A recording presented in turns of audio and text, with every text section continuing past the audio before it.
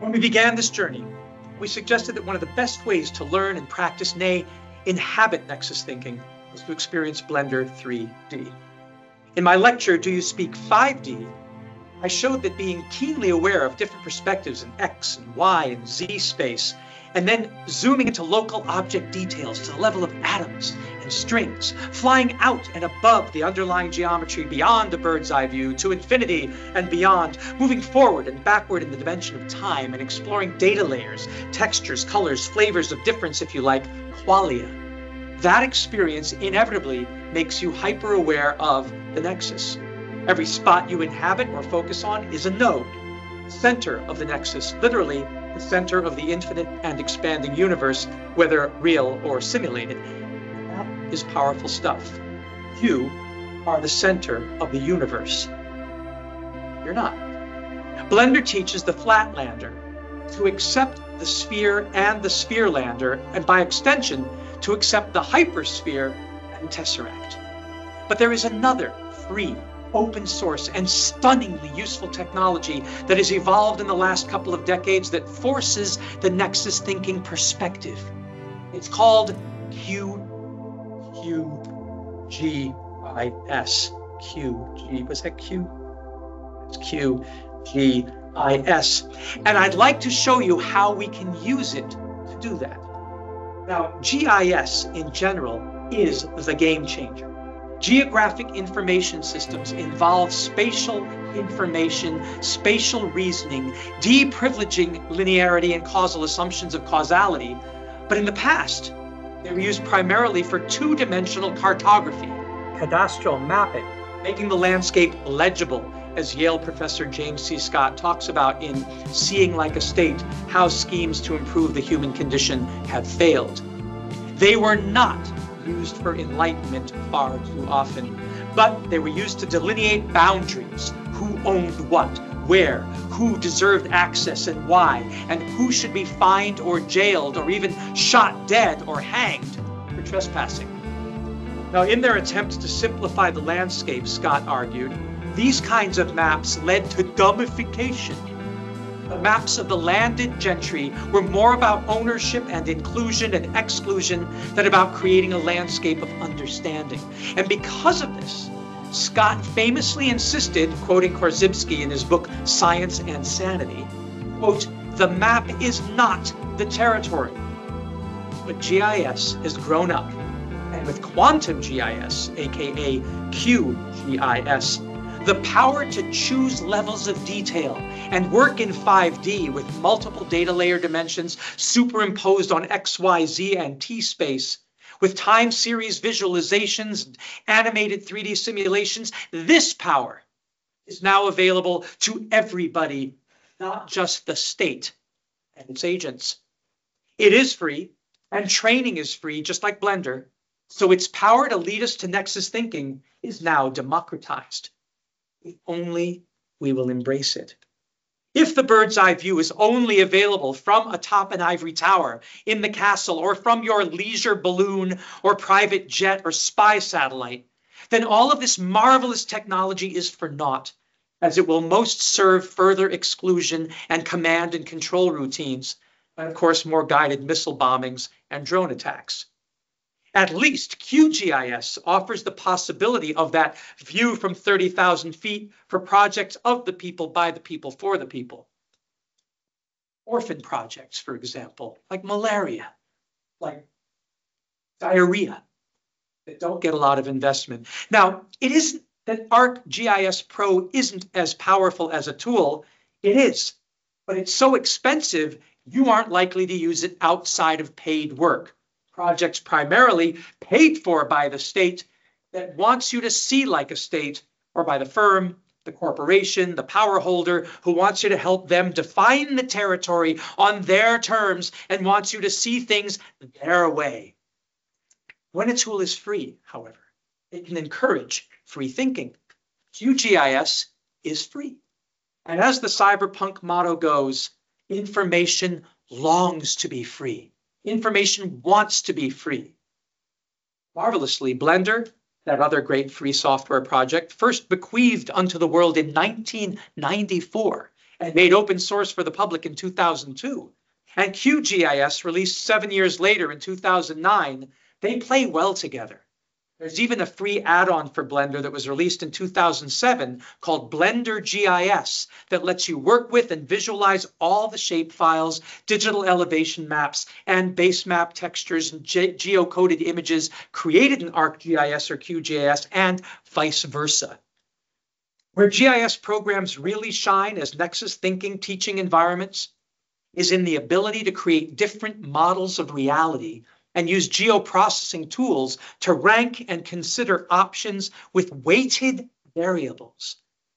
Now imagine being able to change the terms and conditions of each possible scenario and then be able to run and rerun multiple models to observe multiple outcomes and use the model to trace the causality, to explore each influence.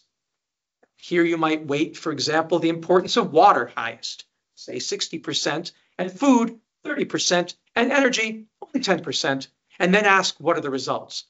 And there you might flip it. Energy is 60%, food is 30%, water only 10%, and play that result. What about waste? And what's more, what about slope? What about gravity? When I get to Morocco, to the mountains of Marrakesh, in the High Atlas this November, I'll be starting to teach workshops in the villages in QGIS, so I'm trying to learn it as quickly as possible, with an eye toward making it accessible, understandable, knowable by people without any formal education. I have a feeling they will use it better than many ivory tower academics. Why? Because they know their landscape intimately. If all we Nexus academics are thinking about is food, energy, and water, and possibly waste, but we are not thinking about slope and gravity, that particular washed out road with a dangerously steep gully on the side that can kill you if you're driving a truckload of sandbags down the curvy hill and make the turn too fast, how on earth can we help anyone? The villagers are going through a drought and they need to pump water uphill from where it is accumulated. But we have to get the pumps and pipes up and down those treacherous steep slopes, and we need to power them where there is good sun or wind, and that means finding places where the mountain doesn't block the sun with shade for most of the day or block the wind. Slope and gravity and the directions of flows and accumulations of flows of water are critical parameters that must be in our models. True? Yeah. You can interrupt too, by the way, because this can be edited. So don't feel you just have to listen to the linear narrative. Something takes your interest or it's a question. I'll pause here for questions. Well, comment. Now that you've explained the function of, like, just create that story about the function of what QGIS can help with, it makes it more understandable. Yeah. Like, what the purpose, like, what's the point? And I hope the pictures are helping some. I know we didn't practice. Sometimes they're lagging or they're not matched up. That'll all be settled in the video, of course. And the thing about doing these presentations, when you write your script, when you articulate it in front of an audience, when you try to illustrate it and get them to match up, is that's, as we said, that's called studying. And you really begin to get it. So there's the repetition that you know as studying, but it's sort of creative output. And we need to find places that offer good, clean energy supplies that aren't so far away from the demands and needs that bringing that energy to a water pump or machinery or lights isn't prohibitively expensive. And we need to be able to run a lot of conditional queries. What if scenarios? That's what a conditional query is. What if? If we change the causes, what will the result be? Now, see, I've been in places in the Himalayan mountains in Nepal, up on the Khumbu and Hinku Valley trails near Mount Everest Base Camp, where hydro seemed to be the logical approach until the rivers and streams dried up, or dams silted up, or the turbines got blocked by sand and grit. I've been to places where, in Nepal, where a reliance on rhododendron wood or juniper shrubs for heating and cooking led to deforestation and landscape denudation that caused catastrophic floods and landslides because the watershed got waterlogged and nobody had thought through the possible flows after saturation.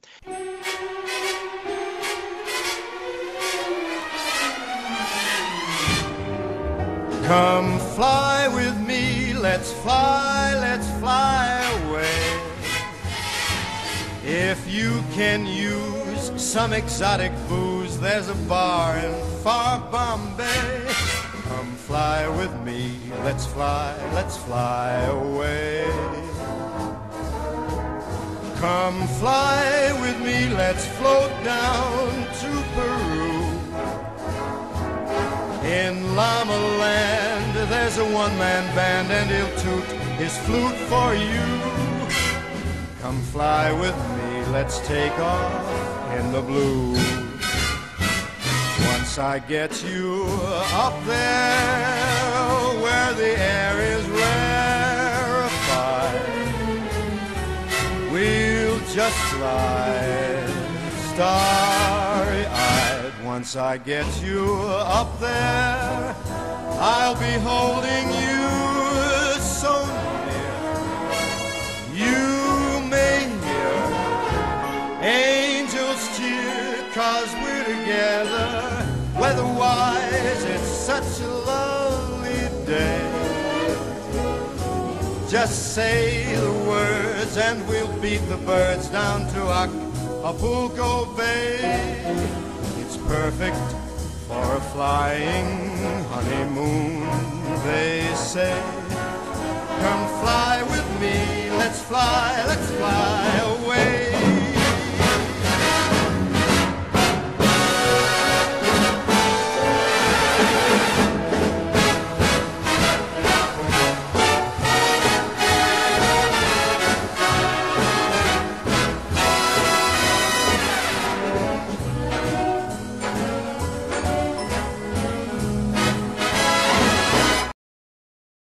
There are so many considerations that a 2D view, even if it is a bird's eye view, even if it comes from a Google satellite view, can never capture.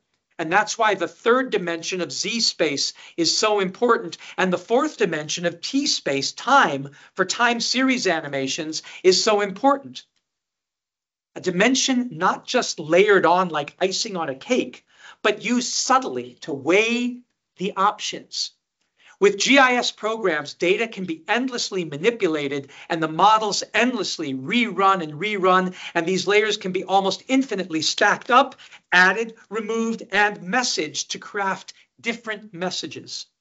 QGIS enables the creation of an almost endless number of multiverses. So when you jump in, it'll be like leaping into Spider-Man into the Spider-Verse. You'll have the power of Dr. Strange to open portals to new possibilities. And that is the power that increases the utility of Nexus thinking. You have to imagine that Dr. Strange is a very good Nexus thinker until Peter Parker messes it up. He becomes a good Nexus thinker after we recovered from Thanos snapping his fingers, et cetera, et cetera. Thanos, by the way, was a lousy Nexus thinker. You know why? Want to be sustainable by killing people. It's not just killing people. He is going to wipe out 50% of all life forms because human beings have messed up and assume that the entire universe has to pay the price for our arrogance on this tiny little planet. Absurd script. Should have said, well, that's pretty nuts. And then the idea that you can solve a population problem by wiping out 50% of the population. How many people are on Earth today? Roughly. 0.4 billion. What? 1.4 billion. 1.4. That's India alone. Yeah. eight.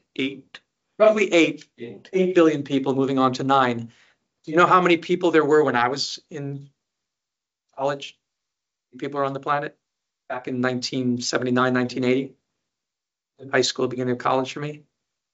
Take a guess. 3 billion. Ha! So if Thanos snapped his fingers right now, we'd be back to where it was when I was in college. And back then, we still had overpopulation and pollution and deforestation and nuclear war threats. And He just go 20 years back. That's yeah, he'd reset one generation. When my dad was in high school, do you know how many people were on this planet? When my grandfather was here, 1.5. And when my great-grandparents were here, it was below 1 billion. And for most of human history, it was like 500 million. So yeah. snapping your finger is not going to solve the problem. Nexus thinking would say, let's find a way to work within an infinitely expanding universe. Hello, the Guardians of the Galaxy are there with their ability to jump from planet to planet, and Doctor Strange is there to jump in the multiverses. What? Land problem? And GIS helps you see that. GIS lets you go, I'm not just looking at the geographic information system for the geography of this planet, but if you keep zooming out and you have the data, which we're getting from our not just our satellites, but our telescopes, there's an infinite number of planets, an infinite number of solar systems, an infinite number of galaxies. Most of the stars you see at night are not stars. They're entire galaxies with billions of stars and trillions of planets.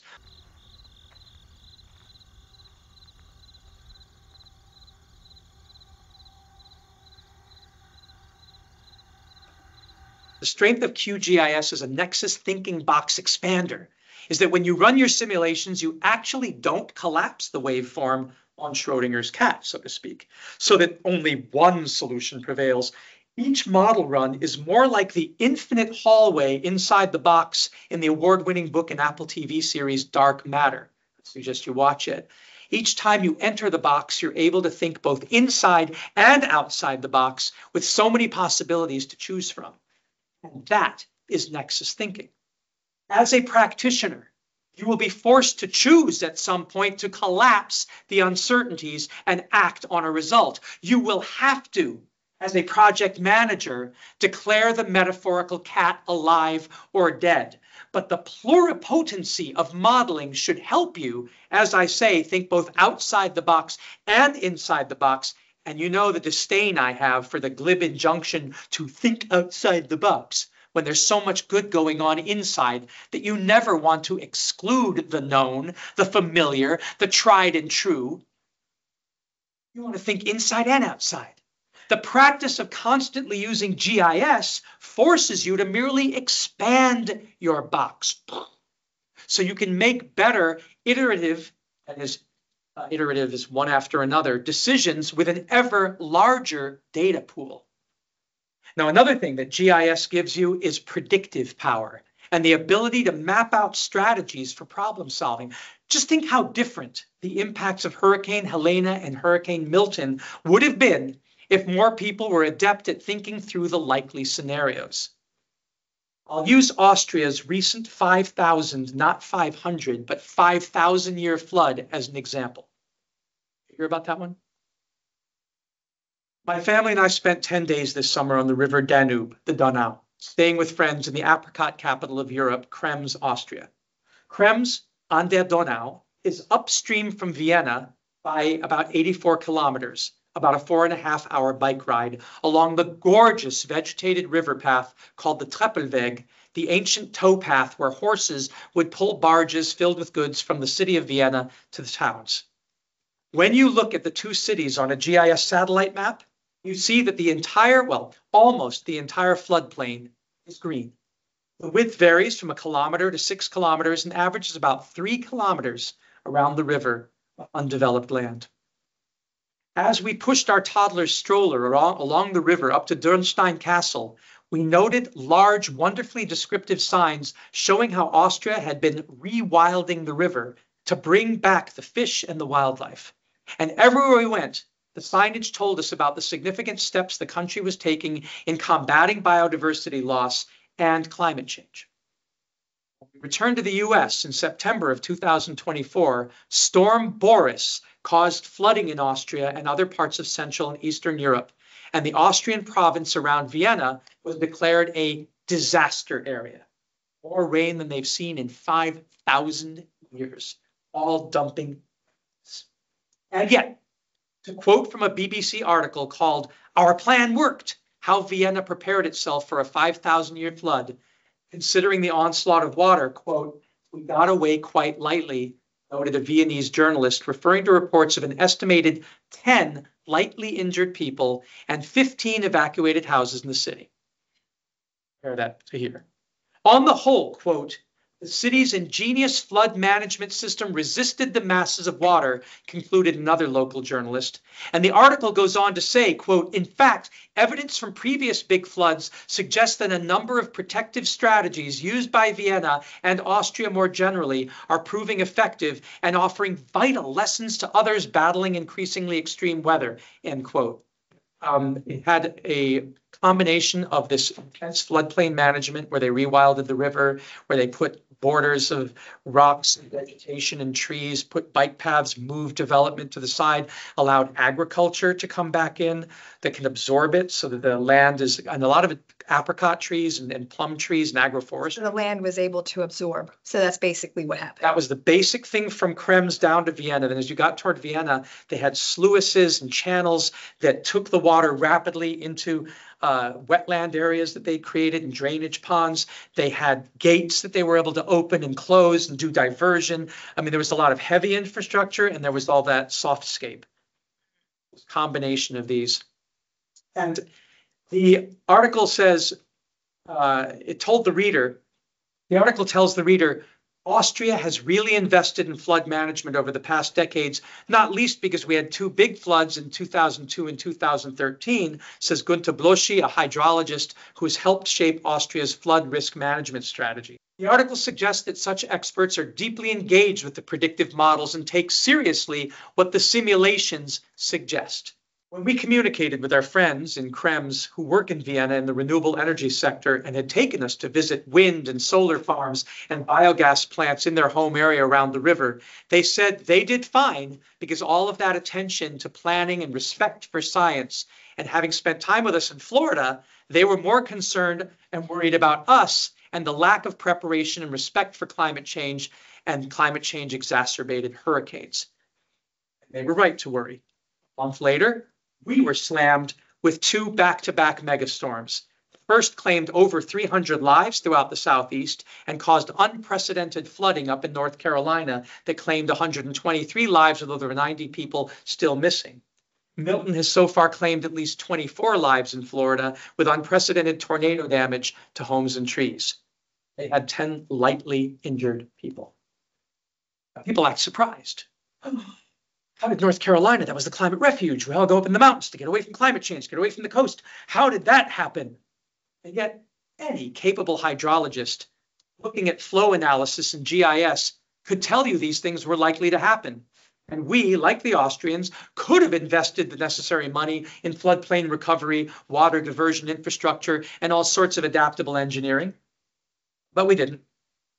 In the late 1800s and early 20th century, it might be excusable. But since the 1960s, come on, we've been putting satellites into orbit all the time. And since the late 1990s, back when I was in graduate school, we've had very powerful geographic information systems capable of analyzing the increasingly detailed images we're constantly taking from space in all bands of the electromagnetic spectrum and ground truthing them with myriad environmental sensor data and personal observations. We have centimeter digital elevation maps. They give us exquisite and intimate understanding of the terrain, and we have reams of data on the soil types, vegetation cover, geology, hydrology, you name it. It is simply impossible not to predict where the wind is likely to go, where the water is likely to flow, and what strength, with what strength, what volume, and what flow rate, what possible consequences. I mean, come on, people. This may be the result of rocket science, getting the satellites up there, but it isn't rocket science. This is known physics, it's known engineering, it's known biology and chemistry, it's psychology, it's sociology. We can model it all and we can make very good predictions, and we could have prepared like they did in Vienna. But we didn't. And now some ignorant yeehaws in Tennessee are threatening the lives of FEMA volunteers in Asheville, delaying vital relief, while Georgia House Representative and QAnon conspiracy maven Marjorie Taylor Greene and a failed businessman, Mar-a-Lago golfer and climate denier Donald J. Trump suggest that the government is manipulating the weather and directing storms to hit Republican areas to throw his election. These are people who don't respect science enough to understand anthropogenic, that is human-induced climate change, but are impressed enough by the spaghetti models that GIS produces that they see described by the weatherman on TV to think that knowledge must be power enough to control the megastorms for nefarious purposes. It's surreal, right? On the one hand, they look at what GIS produces behind the weatherman on the green screen and go, oh, they seem to be pretty good at knowing where these things are going to go. So they must be controlling them. But humans don't cause climate change. So we do by making the Gulf of Mexico so hot, but that doesn't change the direction. So is my nephew, who's a bit of a conspiracy theorist, was talking about how there was some type of mineral that I don't know, the government wanted to mine in that area. And so what they did was they cloud seeded to produce this weather so that it would wipe out things. So then they could go in and mine it. Sounds cool. And those chemtrails, Oh, chemtrail contrails, they have something to do with it. Do space alien visitations. And I'm sure it's all true. Sunspots too. Pretty hard to get into the GIS model, but we could model it. And then we'd use weighted variables and we'd see that those, like astrology, so little effect compared to the nuclear bomb equivalent of the energy contained within those storms, that it would be impossible to influence direction. If you could influence their direction, then we could keep them from hitting. Some country would have done that, and we would have gone, hey, look what they're doing in China. They've already deflected typhoons, or in India. India's already sent several Chandran rockets to the moon at a lower cost than we've ever been able to do. Their scientists are so sophisticated, and where you see most of this GIS work being done, it's either you go on the web to do a tutorial and it's either you hear a German or Austrian voice or you hear an Indian voice. The entire user community is either European, mostly Germanic, or it's Indian. So if either Germany, Austria, or India, and then I don't speak Chinese, so I don't often hear the Chinese variants, but the Chinese are way ahead of us in these mapping technologies. And they've got moon landers and rovers. I mean, Chinese space program is amazing. If none of them are deflecting hurricanes, our government gonna do it? Our government? Made up of high school graduates who can hardly speak English, which is their native language? Really? I'm sorry to put down my own. Come on.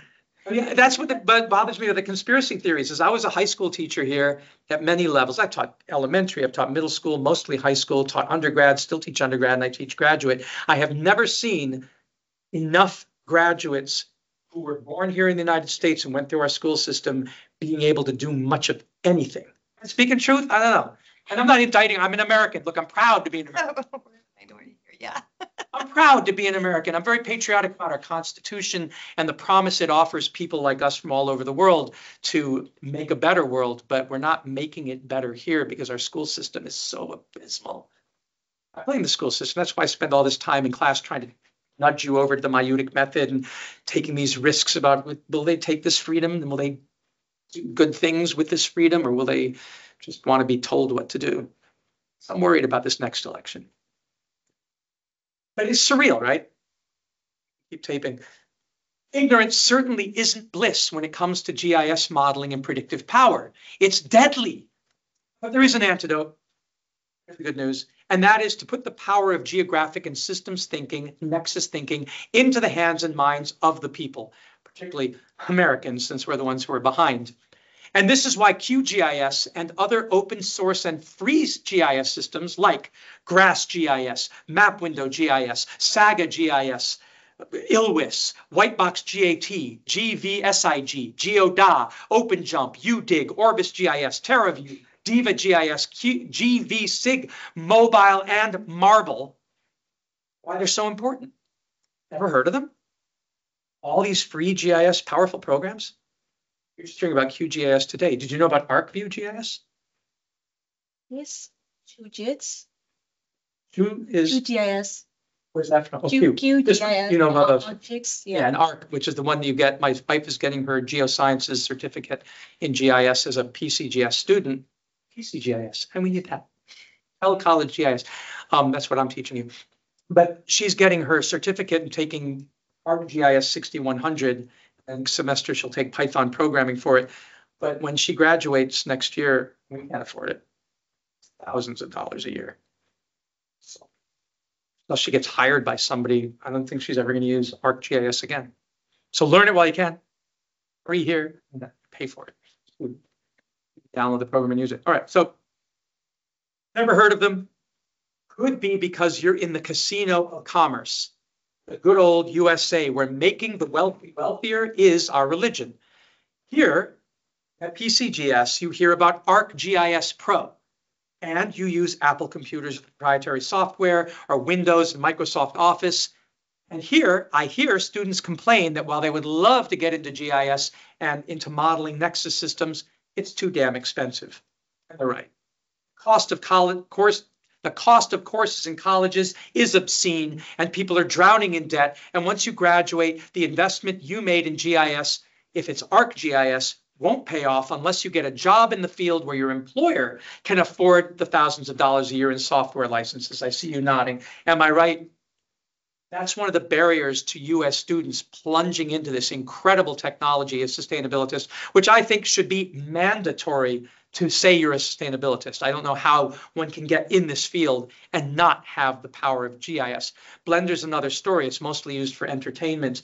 Hollywood uses it. It's a powerful tool, but people don't necessarily hear of that in sustainability. But not to use GIS? It's insane. Energy, water, food, policy.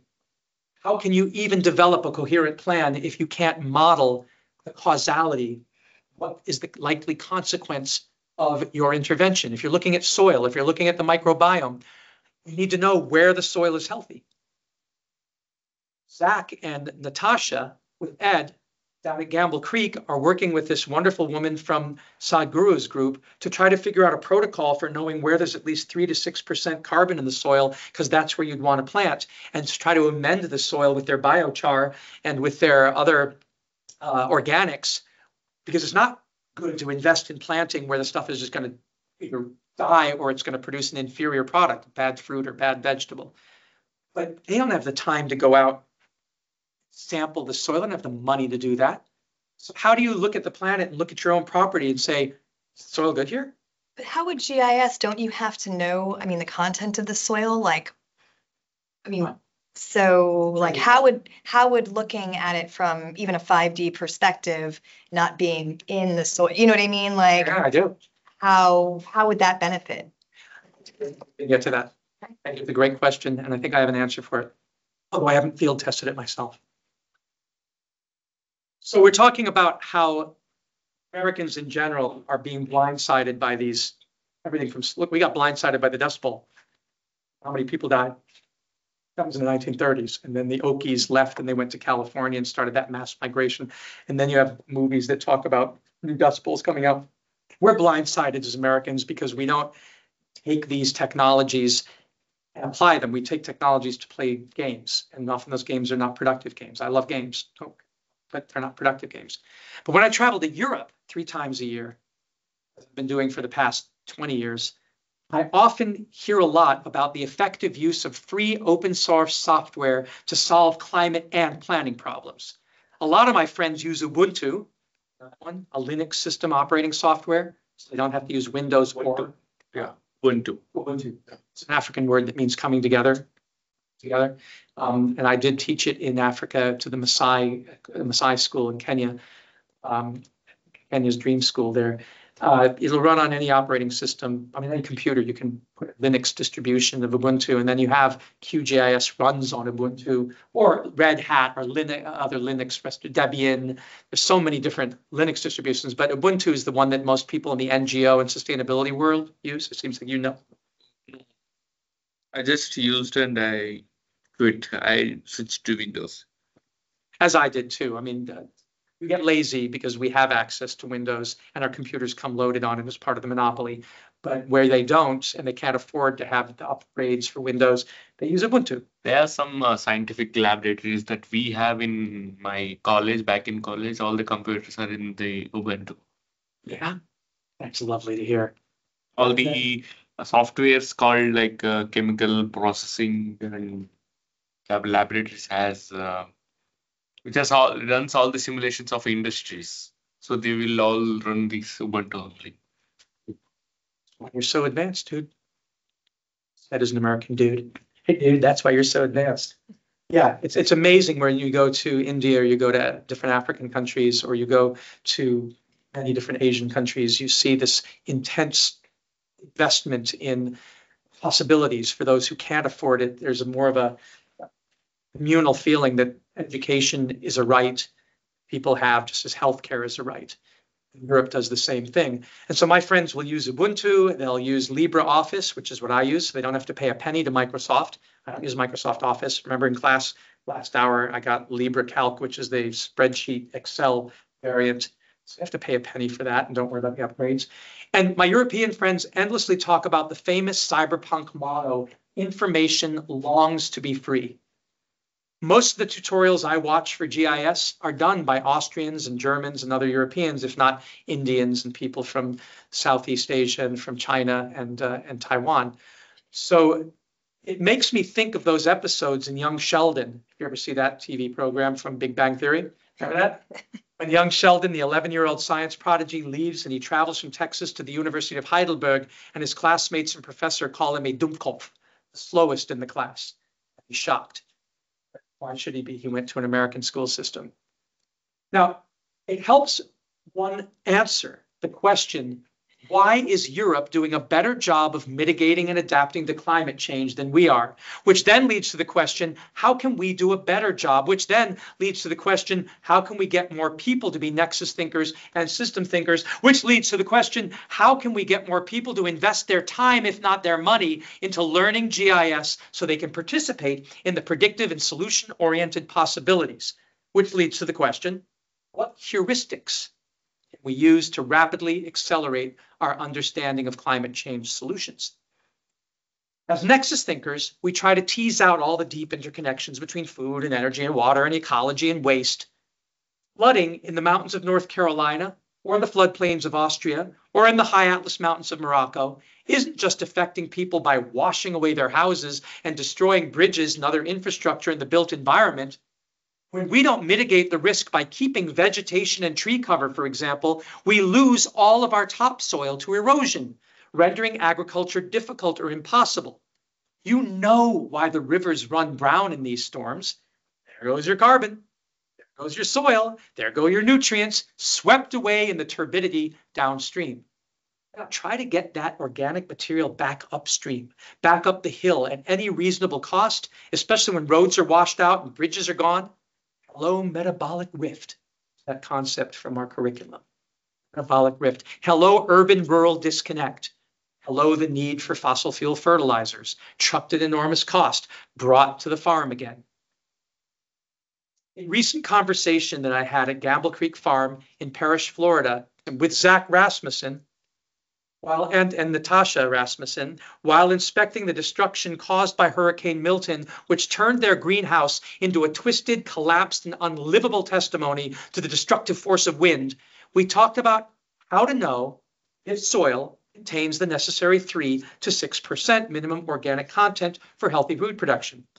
So much is washed away by flooding and eroded by wind. Remember the Dust Bowl? Going around with lab equipment and taking samples on a huge farm like Gamble Creek, it's cost and labor prohibitive. It simply won't happen. But with QGIS and the suite of satellites we now have roaming the planet from above, we can develop reasonable proxies so that we know where to invest our time and money ground truthing soil sampling. ChatGPT, the AI, is wonderful for helping us figure this out if you're new to it as I am. I've never gotten this deep into it. I used to use it to make maps and to make 3D images, but I never used it for data analysis. So I'm really jumping into it now. So I go to Chat, which didn't exist until 2 years ago, and I say, ChatGPT, can you help me figure out how to use QGIS and satellite imagery to assess soil health? And it told me that is a very promising approach. And it said to me, there are several specific measures you can use as proxies for soil health through remote sensing and GIS techniques. 1, Normalized Difference Vegetation Index, the NDVI, the Normalized Difference Vegetation Index. This is one of the most common indices used to assess vegetation health, which indirectly reflects soil fertility. Healthy vegetation often indicates that the soil has sufficient nutrients, water, and organic matter. So you can calculate NDVI using satellite images in QGIS, and it's a good indicator of plant health and density. 2. Soil moisture analysis. Using satellite-based radar or thermal data, because remember, we're getting all the electromagnetic spectrum now, you can estimate soil moisture content. Soil moisture is a crucial factor in soil health as it affects plant growth and microbial activity. So GIS has a thermal detector? Like, I mean, GIS is a display tool right. that lets you take data sets and look at them in terms of attribute tables that are databases, in terms of visualization, which can be 2-dimensional or 3-dimensional graphics that show elevation, that show direction, that show slope, that show ground cover, tree height. It's used for, I think, I had that it used to find the minerals under the earth crust, like or uranium or this lithium. And all the resources they are used to find it. I know that part of it. Like, and it's being used, ground penetrating radar, for example, is used to find ancient Maya civilizations and civilizations in Asia that nobody knew were there. And then they see them because they're bouncing. They're using it to discover if there's water on the moon and water on Mars. I mean, So it's ground penetrating. Okay. I mean, some of the data is. So there's all these different satellites that have different tools on them. Some look in the ultraviolet band, some look in the infrared band, some bounce deep penetrating radar that can go down until it hits a hard substance like lead or uranium or lithium.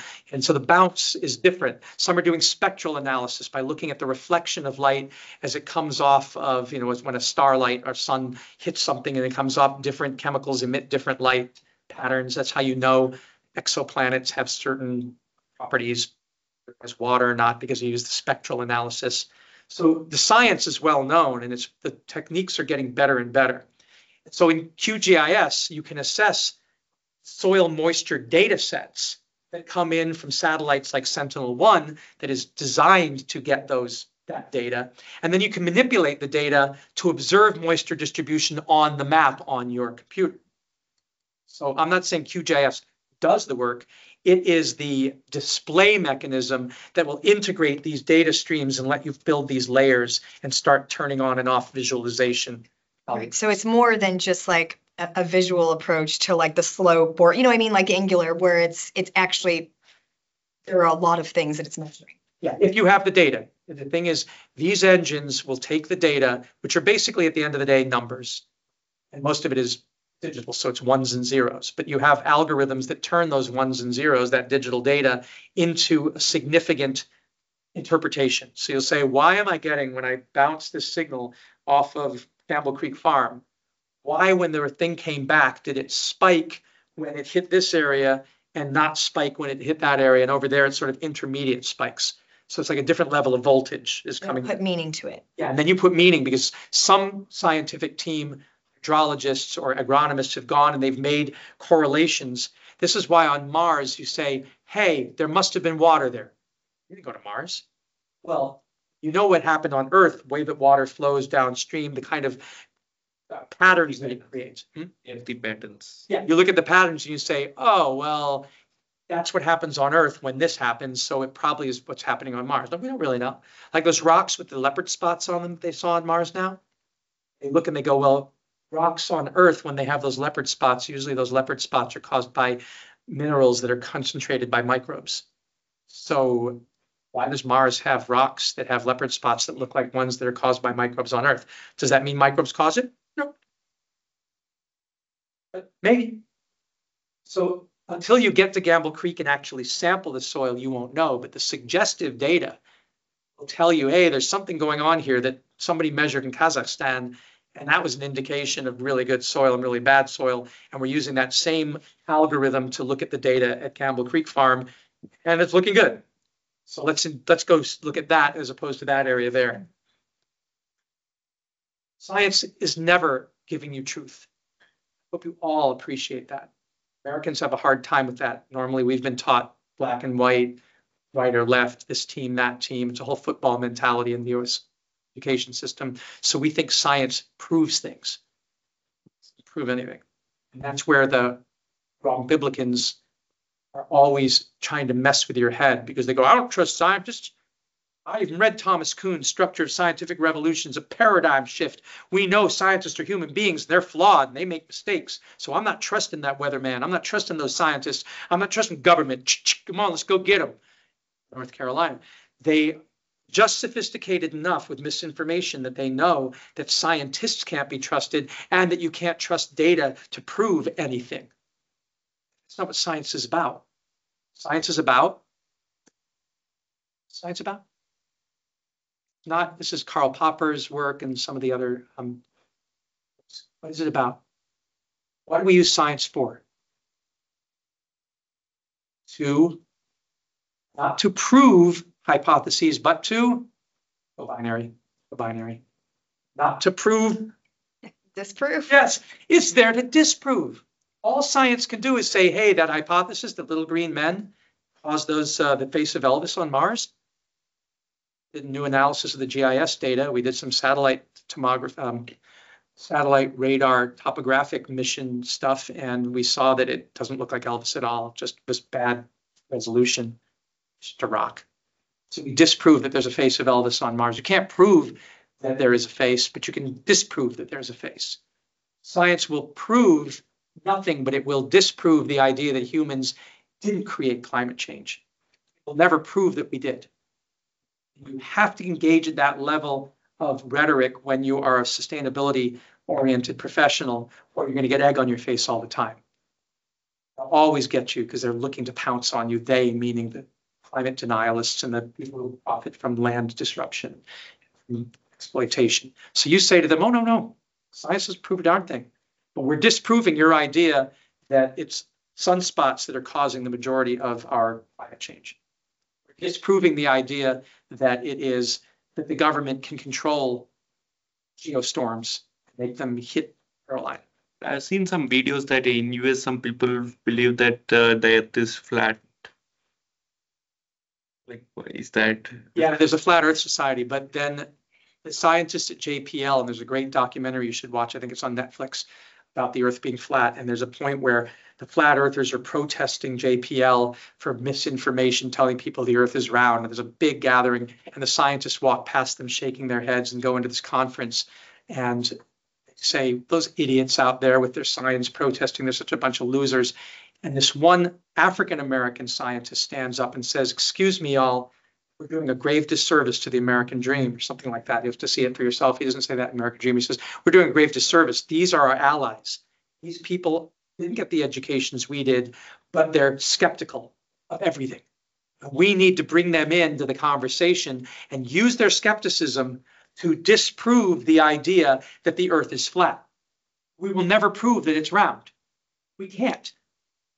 You can take pictures from the moon, and you still can't prove the Earth is round. You're just highly, highly, highly suggestive that it's round. You can't prove it. Somebody's still going to say it's a plate. It's a dinner plate. It's flat. And you can go around the other side of the Earth and take a picture and say, it's a dinner plate there. What about when I shoot it from here? It's still a dinner plate. It just happens to move with you. Whenever you shoot, it's moved. I mean, they can come up with all sorts of crazy reasons. You can't prove it's round, but you can certainly disprove that it's flat, because you can do a test, which they do. Finally, the scientists get together with the flat earthers, and they give them a laser sight that has very great power, and they say, go to San Francisco Bay, or whatever, to San Francisco, even though JPL is near LA. Somehow they end up on the bay, and they go, okay, have your walkie-talkies. They give them all this stuff, and they put up this measuring stick, and they say, if the Earth is flat, when you stand at night and you shine the beam from this part of the bay across the bay, then it will go at the exact same height.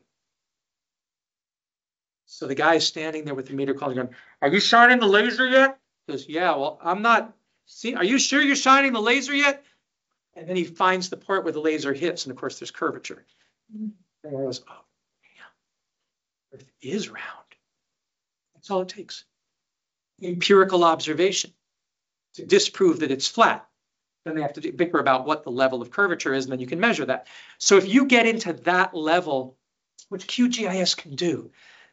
QGIS gives us the ability to look at our planet or any other planet and start exploring the data and seeing what do we see and what can we model, what can we predict. And if it comes true, it's more likely toward the truth. It's more likely. Yeah, It's more likely. Like that's probably the best way. the best fit model. Yes, it's more likely this way than that way. And that. And that's what you do with running these models over and over is you keep disproving certain models of efficacy or appropriateness for whatever your policy task or your technology task or your humanitarian task is. But you can't rule them out. It's just weighted variables.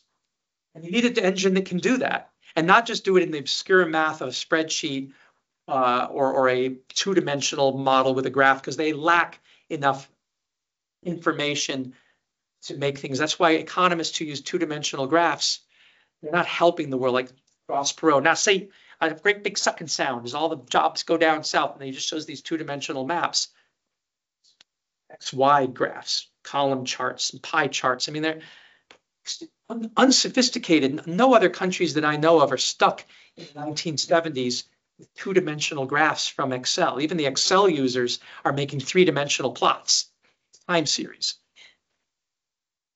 So number 3, normalized difference water index, NDWI. This index is similar to NDVI, but focuses on detecting water content in vegetation or soil. Higher values of NDWI suggest that the soil retains water better, which is often a sign of good organic matter and soil structure. So it acts as a proxy. Land surface temperature, number 4, LST. High soil temperatures can indicate degraded soils with low organic matter and poor water retention. You can derive LST data from thermal sensors on satellites, such as Landsat or MODIS in QGIS. Cooler soil temperatures often correspond to healthier, well-vegetated areas. Number 5, soil organic carbon, SOC. That SOC estimation is about finding out soil organic carbon levels, which can be estimated using hyperspectral and multispectral satellite data that exists. And this can all be processed in QGIS to map areas with higher or lower organic carbon levels, which is a direct measure of soil fertility. Then there's 6, Vegetation Condition Index, VCI. This index helps differentiate between temporary droughts and permanent soil degradation by comparing current vegetation conditions to historical norms. Time series data. It can be used in QGIS to understand changes in plant health, which can reflect changes in soil quality. Then number 7, spectral analysis for soil properties. Advanced analysis can involve looking at specific wavelengths that correlate with soil properties such as salinity, organic matter, and nutrient content because of the way they reflect light. QGIS can handle multispectral and hyperspectral data, which allows for this detailed analysis. Number 8, erosion risk mapping. Using digital elevation models, that is terrain in QGIS, you can analyze terrain slope, aspect, and drainage patterns to identify areas susceptible to erosion and flooding. Erosion often leads to nutrient loss, which impacts soil fertility. And using the DEMs, they knew, the government, the scientists, they knew that North Carolina would suffer catastrophic loss if the rain got to a certain point because they have the data from the DEM satellite of where the water will go. It's called flow analysis, flow accumulation analysis. You can run it on your laptop and go, oh, gee, if it gets this much rain, we better head for other part of the hills. That was the problem. It wasn't like they got more rain than like we did. It's just the way the flow. Yeah, and where they've built, what the infrastructure is, where they've denuded, where they've cut down forest cover, where the land and vegetation was replaced by lawns. I mean, by hardscape, by pavement. I mean, you look at pictures of the water knocking houses down and collapsing bridges, and you're like, how did it collect that much water? Just because the soil is no longer porous. There is no soil. So it goes back to that again. So with such powerful tools now at our disposal, and these are just 8 of the hundreds available, something unprecedented in the 10,000 or so years Homo sapiens has been engaged in agriculture, we should be able to predict where problems are going to develop. We should be able to mitigate when they do with relative ease. The predicted Dust Bowl 2.0 that drives people off the planet Earth in the absurd science fiction Interstellar, Matthew McConaughey, need never happen. Only idiots and grain and land speculation profit addicts, I'll be mean about that, only idiots would follow up on the loss of monocrop wheat by planting monocrop corn, as they do in the movie, only to see it in turn develop disease and blow away like dust in the wind. And only idiots and the very poorly educated would turn to space exodus as a possible solution, searching for other inhabitable planets to mess up, instead of turning to space-based satellites to reveal where the vulnerable areas are and help us decide where to apply permaculture and other techniques that can make this island Earth once again one of the most fecund and productive and biodiverse water planets in the galaxy. So should we invest in space? Yes. Should we invest in going to other planets? Not much. Investing in space is investing in the ability to look back at the planet Earth, to look at Mars, to look at Venus, to look at what went wrong there. Send some people out if you like. It's going to be a rocky mission. And know that we have got to keep this biosphere going. So yes, space investment. But do you think about that when you're in policy discussions and people are saying, why are we investing in space? And oh, that idiot Elon Musk, and I think he is an idiot.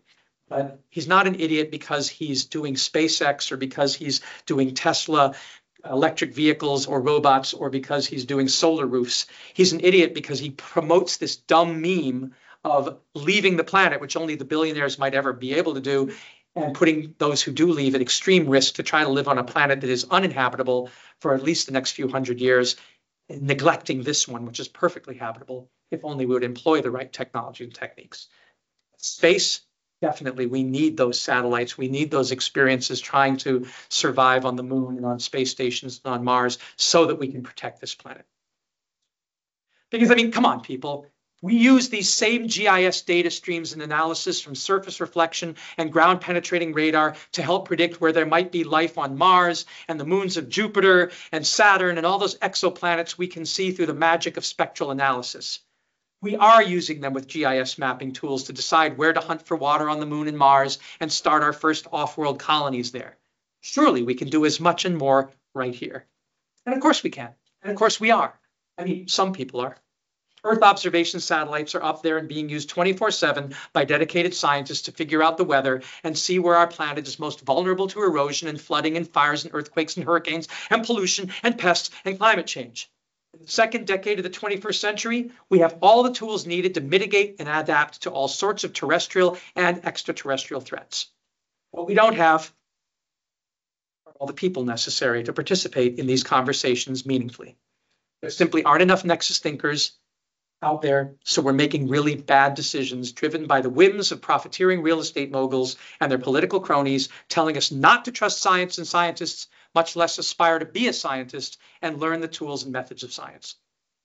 Nexus thinking and systems thinking in general aren't all that much help if you don't know how to use these good intentions and awareness to actually explore realistic options and communicate them. The loudest voices will remain those who speculate in the casinos of land use and water use markets, rather than those who speculate scientifically on how best to develop and protect our land and water. A St. Petersburg journalist wrote after Milton shredded the roof of the Tropicana Stadium, and boy was that something to see when we were driving back, and caused a crane to destroy a beautiful old building that helped inspire the cultural and artistic renaissance of the city decades ago. The journalist, Thomas Halleck, who also teaches English at USF's St. Petersburg campus, laments, quote, "So what about that torn roof? $600 million could go a long way fighting the kind of storm that shredded the Trop's Teflon-coated top. We have precedents. 2/3 of the world's metropolitan areas skirt the coast, the global center of adaptation reports, and smarter municipalities have taken steps. The internet tells me that the city of Bahai in coastal China has sunk $491 million, roughly the public tab for a stadium, into marine ecological protection and restoration, including capital improvements to reduce pollution and nurture mangrove habitats." Go China. Boston, Northeast, will spend between 1.7 and 3 billion on waterfront parks, prioritizing nature-based solutions over hard infrastructure for coastal protection. These blueprints exist for St. Petersburg, but instead we'll build another ballpark. Instead, at my state job at the University of South Florida, lawmakers prohibit me, he says, from even using the term climate change. He says, the images from Helena and Milton expose the depth of our folly. The offices of a local institution crushed by the crane from a ridiculous tower the city neither wants or needs. The tattered cloth roof, what are we doing? What's happening to the city we love? Powerful questions that demand actionable answers. We need everyone, that includes each of you here, to get involved in the iterative design that emerges from constant questioning and from multiple thought experiments, aided for the first time in history, in the history of human civilization, by geographic information systems, data, and yes, AI, about what we should be doing to and about the cities and neighborhoods we love. So finally, let's consider the most salient power that QGIS has to improve your life and all our lives. The powerful models push us to, this picks up on our previous lecture, push us to embrace the power of heuristics. Heuristics, you may recall, I don't know if you were all there when I did that, standing over there. Heuristics, look it up. You may recall if you were here. Heuristics can be both fast and frugal, acting as rules of thumb that help you make quick decisions without having to spend the time or effort to really think things through, and as long-term, well-thought-out plans of action that improve through iterative design and reflection, through endlessly questioning and reassessing. And we use this term for both phenomena in a Necker cube-like fashion. Heuristics comes from the Greek idea of discovery. Etymologically, heuristic means to find or discover. And it's a method of nexus thinking where you find or discover or uncover rules or methods that come from experience, and then heuristics helps you think through things like the process of elimination or the process of trial and error. It's science, in a nutshell. It's the scientific method. You can think of heuristics as both a shortcut and a lifelong journey. It's a shortcut because once you run the model in your head or in your computer in QGIS or in your lived reality and found a positive result, you can run that model again fast and frugally. You create data models. You create these suitability models, they call them, and you run them, and then you don't have to go like we looked at last class. You create it once, create your spreadsheet once, and then you run it and change parameters. So it's both long-term and quick. So it's also lifelong because every result leads to further questions that lead to questions that lead to questions that lead to questions and adjustments, sending you back to the drawing board to review and to redraw. Rerunning the model because real reality changes all the time and the map no longer fits. Remember, the map is not the territory, as Krasipsky said. Science insanity. So this idea that you can prove something with science is not nexus thinking. Science is endlessly iterative. It is heuristic. It's about discovery and then finding rules of thumb, algorithms that you can run quickly to get results, but then you don't use them the same way every time you run the model because reality has changed. That's what the fight between the so-called cognoscenti and the science doubters aren't coming together about. They're both right in their way. Science is important, but science doesn't give us the answers. Only dialogue, communication, and endless remodeling refines the algorithms that are quick so that we can then take more time, have more time, to come up with slow and better solutions that are sustainable. QGIS fosters this nexus thinking. QGIS fosters engagement with the world around you, past, present, and possible future. The map is not the territory, but through QGIS, we can now all map out different territories, different consequences, different realities, and then come together to decide which version or versions to bring to life in our local environments. Versions more appropriate to the needs of each community because we share our diverse visions and make them one, e pluribus unum. So please get into GIS today and let's make a better tomorrow for everyone. Ready to join me?